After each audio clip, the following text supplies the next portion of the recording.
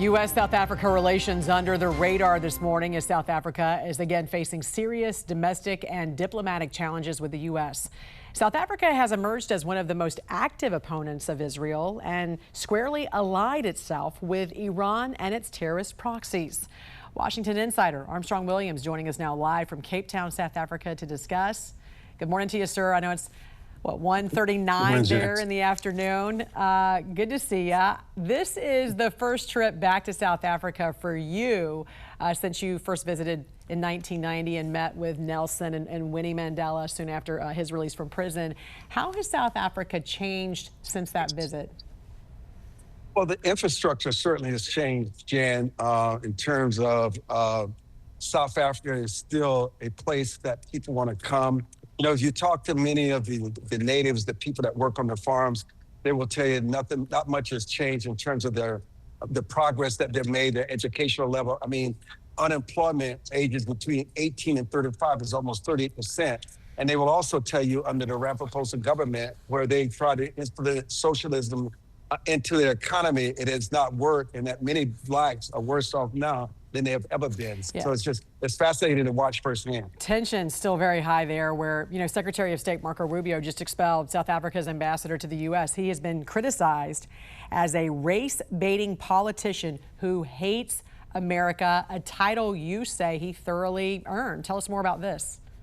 Well listen, you don't sit in a meeting on American soil and harshly criticize the president of the United States. No matter how you may feel about any head of state, you have to keep those feelings to yourself.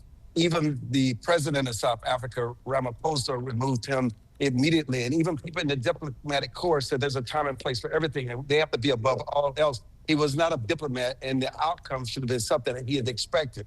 And so they had every right to oust him, and they ousted him immediately. I want to ask you about this visit a couple of weeks ago. A group of 15 South African parliamentarians, including Christian and Jewish faith leaders, they went and visited Israel in a show of support for the Jewish state. How important was this, and why was this so important to see?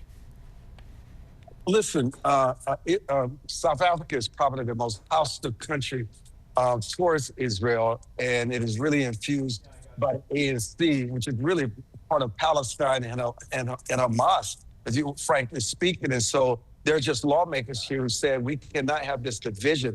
There are a lot of people in South Africa who support Israel and realize that Hamas should have been condemned, and they wanted to show solidarity and going there to show that they're willing to go on Israeli soil and show that solidarity. You have to remember, Jan, South Africa is trying to balance out its ending of apartheid, has decimated a lot of its farming land, its manufacturing industry, a leader in defense manufacturing, and a lot of it has changed. And so a lot of the farmers here, a lot of the farms have become wasteland, and this nationalizing is just not working. I mean, they're really in a crisis here, and they need the United States. And I guess that's why Ramaphosa and the South African government have all of a sudden gone quiet. They've gone very dark. They're not saying anything. And what the American government and other governments are asking them, where do you stand? Yeah. What is it you believe? Where do you stand with American Israel? Well, and U.S. is very important to South Africa. We are their second largest trading partner, so we are we're vital to their economy. Now, the ruling African National Congress, which has fueled this anti-Israel, pro-Hamas tension, lost its absolute majority for the first time since the end of apartheid 30 years ago. So, what do you think is the future of South Africa at this point? Well, there's always a future of South Africa. You have to ask what kind of leadership is emerging.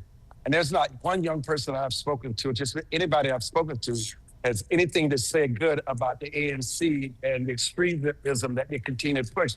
They believe that is not the future for South Africa. They have to find candidates that are more moderate, willing to work on both sides, work with the Afrikaners, as well as work with other countries, including the United States. And they have to be very careful with this BRIC issue. They realize that America is an important partner, and they can ill afford to alienate America no matter how much they get from the Chinese.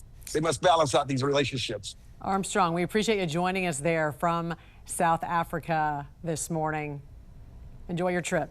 Thank you. Safe travels. Thank you. Safe travels. Thank you for joining us.